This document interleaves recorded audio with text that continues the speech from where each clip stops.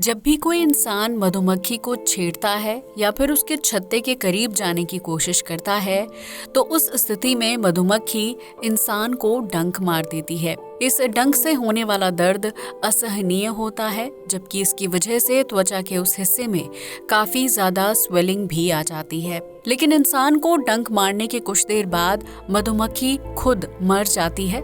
तो सवाल खड़ा होता है कि आखिर मधुमक्खी की मौत क्यों होती है और इसके पीछे क्या वजह है। डंक मारने के बाद क्यों मर जाती है मधुमक्खी? दुनिया भर में मधुमक्खी की प्रजातियां पाई जाती हैं, जिनमें से अफ्रीकनाइज्ड बी को सबसे खतरनाक माना जाता है। इस मधुमक्खी की प्रजाति को वैज्ञानिकों ने तैयार किया है, जिसे साउथ अफ्रीका और ब्राजील की मधुमक्खी हाइब्रिड करके बनाया गया है।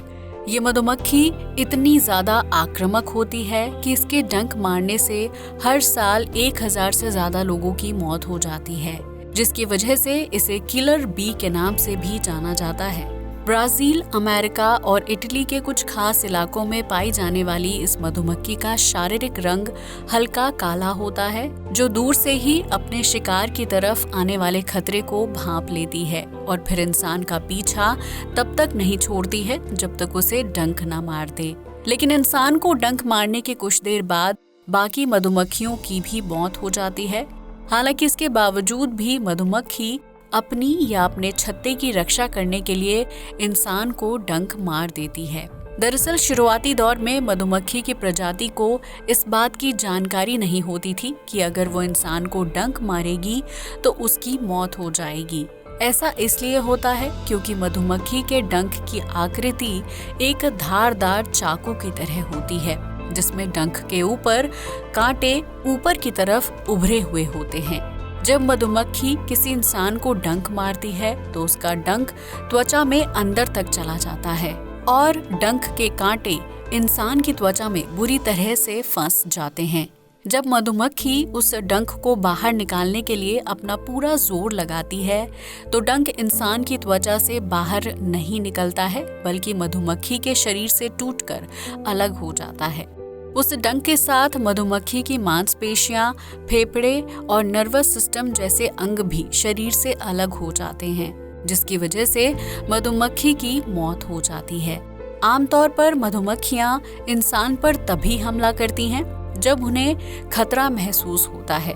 वो ये जानती हैं कि अगर उन्होंने इंसान को डंक मारा तो उसकी वजह से उनकी मौत हो सकती है। लेकिन मधुमक्खियां एक टीम के रूप में काम करती हैं, जिनका पहला और सबसे अहम मकसद अपने छत्ते और रानी मधुमक्खी की रक्षा करना होता है। जब कोई इंसान उनके छत्ते के करीब आने की कोशिश करता है तो मधुमक्खी झुंड में उस पर हमला कर देती हैं और उसे इतने डंक मार देती हैं कि कई बार पीड़ित को अस्पताल में भर्ती करवाने की नौबत आ जाती है। मधुमक्खी के सूंघने की क्षमता बहुत ही अच्छी होती है, इसलिए ये दूर से आने वाली मुसीबत को पहचान लेती है। अगर कोई एक मधुमक्खी इंसान को डंक मारने में कामयाब हो जाती है तो छत्ते की बाकी मधुमक्खियां भी पीड़ित के ऊपर हमला कर देती हैं। दरअसल डंक मारने के दौरान मधुमक्खी के शरीर से फेरोमोन नाम का एक केमिकल रिलीज होता है, जो दूसरी मधुमक्खियों को टारगेट बताने का काम करता है। छत्ते की दूसरी पहरेदार मधुमक्खियां उस केमिकल को सूंघकर टारगेट तक पहुंचती हैं और फिर बारी बारी से अपना डंक इंसान की त्वचा में गड़ा देती हैं। कई बार मधुमक्खियों का डंक इतना खतरनाक हो जाता है कि उसकी वजह से पीड़ित की मौत तक हो सकती है, जबकि कई मामलों में पीड़ित को लंबे समय तक बुखार, उल्टी, दस्त और चक्कर आने की समस्या होती है, जबकि डंक वाले हिस्से में काफी ज्यादा स्वेलिंग आ जाती है। जब मधुमक्खी इंसान को डंक मारती है तो उसके डंक में जहर मेलेटिन इंसान के खून के साथ मिक्स होने लगता है।